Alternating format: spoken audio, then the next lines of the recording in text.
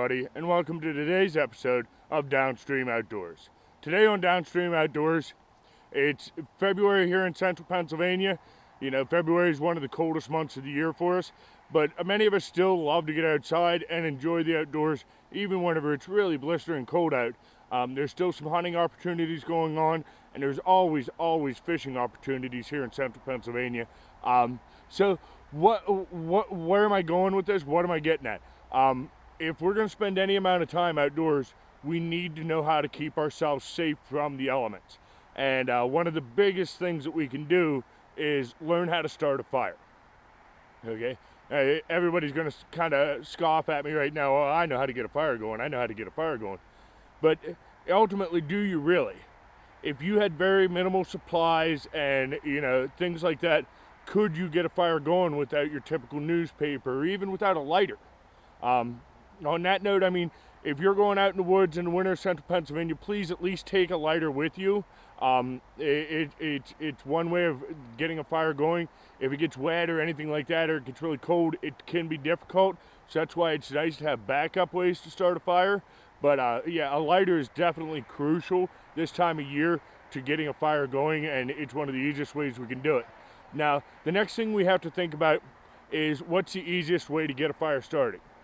All right, well, obviously, we need stuff that is dry, okay? And we need stuff that will be fine, you know, a really dry, fine, powdery product almost. Here's a simple one right here behind me. This tree here is a cedar tree. It's a rather large cedar tree here for central Pennsylvania. You don't find them this big too often. A lot of times they're a little bit smaller. But you can see it's got kind of a rough bark on it. And if you look at it, the outer layers, they peel off really easily. And you can see already it's kind of got some fiberiness to it. We break that up, it'll get real fine. We can keep breaking that up and breaking that up. And you can actually see the dust flying off of it. It's that dry, and it's on the outside of the tree there, okay? And when we have something this fine, let me find my lighter here. When we have something this fine, anything at all, will get a fire going. Even your standard Bic lighter that you carry in your pocket, you can nurse that into a fire. Because anytime you can get smoke, you can have fire. And it's tough to go a winter's night or getting really cold, like say you were fishing and you fell in the water, and you knew you were several hours walk from your car or anything like that, and you need to get warmed up, you got to get a fire. One of the easy things you can hunt for is this cedar tree. We're going to walk around, see how many other things we can find that we can start a fire with really easily. All right, everybody, here's a couple more things that we could gather to help us get a fire going pretty quickly. Some simple grasses. We always called these foxtails growing up.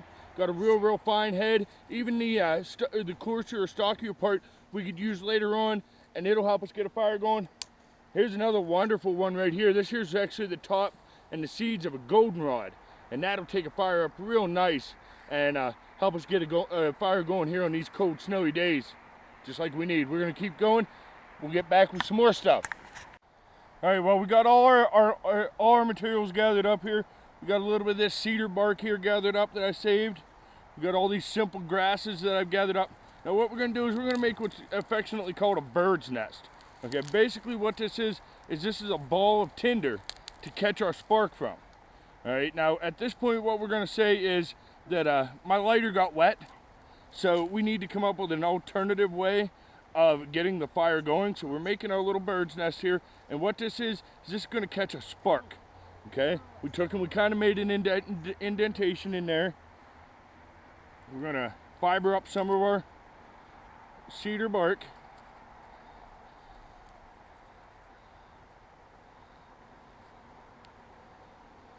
get a nice fiber going there. All right, we got a bunch of these little seed pods that kind of fell off while I was working that. And we're gonna make a nice little place to catch some spark.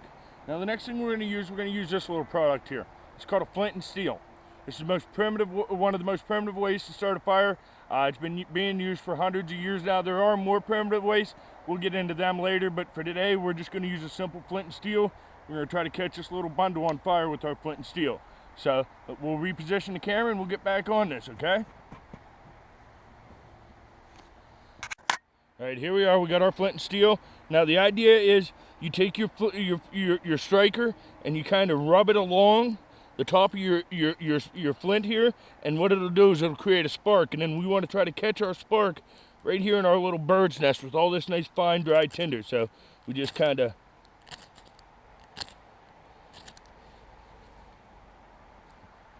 nope, didn't catch, almost.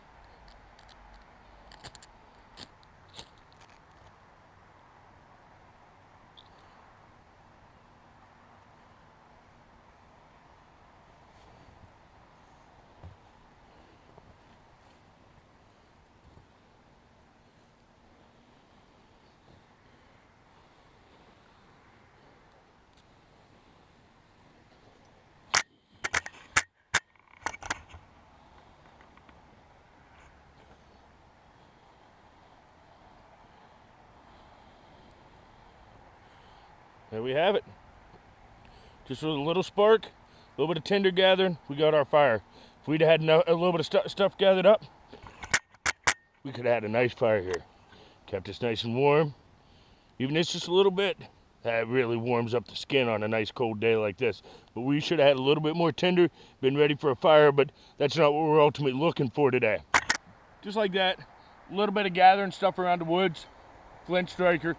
We could have had ourselves a nice little fire going today if it was an emergency situation.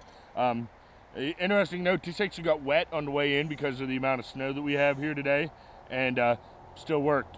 Unlike, you know, traditional lighter or many other types of fire starting that once they get wet, they're pretty much useless.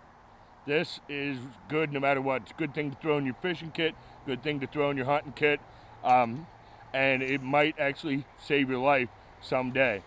So until next time, I hope you think about this. Think about throwing something like this into your kit, maybe even into your car. You never know. Until then, keep your line wet and out of the trees.